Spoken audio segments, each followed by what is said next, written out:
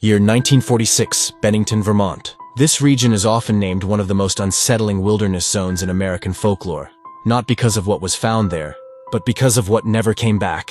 Locals whispered that the forest around the Bennington Triangle did not behave like normal land.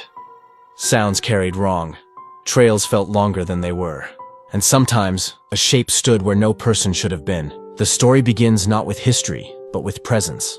A young woman named Eleanor traveled with friends toward the wooded paths near Glastonbury Mountain. It was meant to be a peaceful hike.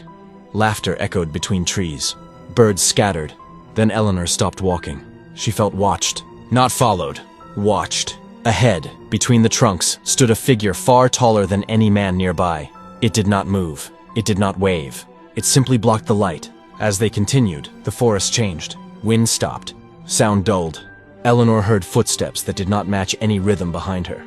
Shadows stretched upward instead of sideways. At one bend in the trail, she felt a pressure in her chest, like the woods were leaning closer.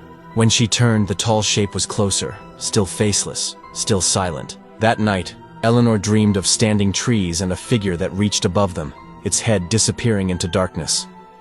She woke with mud on her boots. Others reported similar moments. A hunter saw a towering outline near a ridge, frozen like a standing tree. A driver swore a tall silhouette crossed the road without touching the ground. Fear always came before disappearance.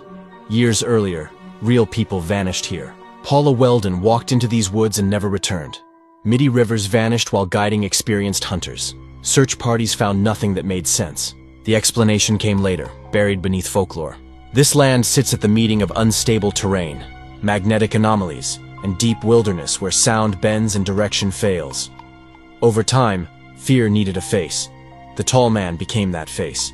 Not a single creature, but a shape formed by isolation, disorientation, and the human mind under stress. When people felt watched, the forest gave them something to see. The twist is this: the tall man does not chase. He waits. He appears only when someone steps far enough away from certainty. The legend survives because the environment still creates the same fear, and fear still fills the silence with a figure. The woods did not change. People did. If this mystery pulled you in, do not stop here.